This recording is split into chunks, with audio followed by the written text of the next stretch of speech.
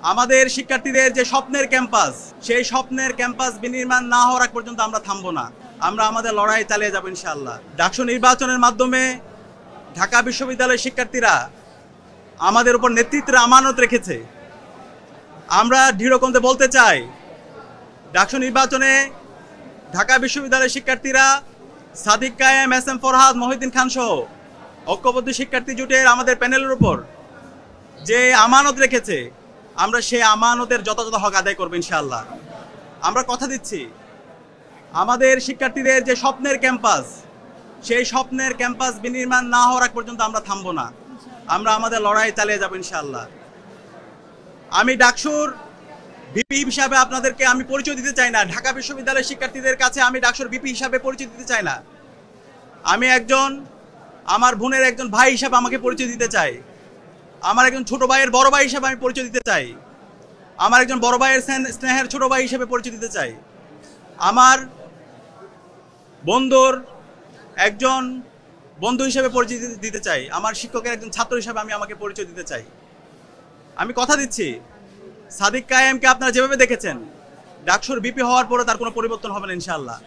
শিক্ষার্থীদের যে কোনো সমস্যা, ব্যক্তিগত সমস্যা, পারিবারিক সমস্যা, ক্যাম্পাসের বাইরে যে কোনো সমস্যায় তার পরিবার যেভাবে পাশে থাকে, আমরা ইনশাআল্লাহ কথা দিচ্ছি ঢাকা বিশ্ববিদ্যালয়ের প্রতি শিক্ষার্থীদের পাশে আমরা আমাদের সবটুকু দিয়ে পাশে থাকবো ইনশাআল্লাহ। প্রিয় উপস্থিতি, আমরা এই ডাকসু নির্বাচনে দেখতে পেয়েছি, এই নির্বাচন আয়োজন করার জন্য আমাদের বিশ্ববিদ্যালয়ের শিক্ষার্থীরা রাত দিন এক করে কাজ করেছেন। আমাদের শহীদদের আত্মত্যাগের মাধ্যমে আজকে এই ডাকসু নির্বাচন অনুষ্ঠিত হয়েছে এবং এই নির্বাচন সফল করার জন্য আমাদের নারী শিক্ষার্থী যারা আছে তাদের অগ্রণী ভূমিকা ছিল এবং জুলাই বিপ্লবে আমাদের বোনদের আমরা অগ্রণী ভূমিকা দেখতে পেয়েছি। তারা আমাদেরকে সাহস জুগিয়েছে। আমরা আমাদের এই ক্যাম্পাসকে সবার জন্য একটা নিরাপদ ক্যাম্পাস হিসেবে বিনির্মাণ করার আমরা প্রতিজ্ঞা করছি।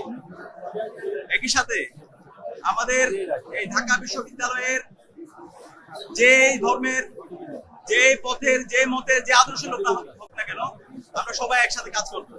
আমরা এই ঢাকা বিশ্ববিদ্যালয়কে একটা মাল্টিকালচারাল ইনস্টিটিউট হিসেবে আমরা বিনির্মাণ করব এবং আমাদের প্রতিজ্ঞা, আমাদের এই ঢাকা বিশ্ববিদ্যালয়কে আমরা একটি পূর্ণাঙ্গ একাডেমিক ইনস্টিটিউট হিসেবে আমরা পরিণত করব।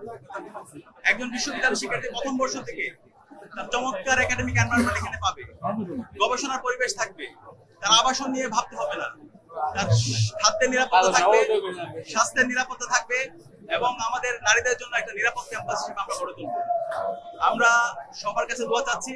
সারা দেশের মানুষ আমাদের জন্য দোয়া করেছেন, আমাদেরকে পরামর্শ দিয়েছেন, বিশ্ববিদ্যালয়ের শিক্ষার্থীরা আমাদেরকে পরামর্শ দিয়েছেন। আমরা কথা দিচ্ছি, শিক্ষার্থীদের যে আকাঙ্ক্ষা তাদের সেটাই আমাদের আকাঙ্ক্ষা, শিক্ষার্থীদের ভয়েসে আমাদের ভয়েস, শিক্ষার্থীদের প্রত্যাশা আমাদের প্রত্যাশা। আমরা আমাদের এই ক্যাম্পাসকে স্বপ্নের ক্যাম্পাস বিনির্মাণ না হওয়ার আগ পর্যন্ত আমরা আমাদের লড়াই চালিয়ে যাবো ইনশাআল্লাহ। একই সাথে এই ডাকসু নির্বাচনে আমাদের অনেক সহযোদ্ধারা ছিল, আমরা তাদেরকে সহযোদ্ধা হিসেবে বলতে চাই, কারণ জুলাই আন্দোলনে এখানে যারা প্রার্থী ছিল আমরা সবাই সহযোদ্ধা ছিলাম। আমাদের সহযোদ্ধারা তাদের যে ইস্তেহার গুলো ছিল, আমরা সবাই একসাথে কাজ করতে চাই। এখানে আমাদের সাথে যারা একসাথে নির্বাচন করেছি তারা প্রত্যেকে একজন আমাদের উপদেষ্টা। আমরা আশা করব তারা আমাদেরকে যে কোনো বিষয়ে পরামর্শ দিবে, আমাদেরকে গাইড করবে, আমাদের যে কোনো ভুল বিষয়, যে কোনো সিদ্ধান্তে তারা আমাদেরকে ধরিয়ে দিবে। আমরা সবাইকে নিয়ে আমাদের স্বপ্নের ঢাকা বিশ্ববিদ্যালয় বিনির্মাণ করব।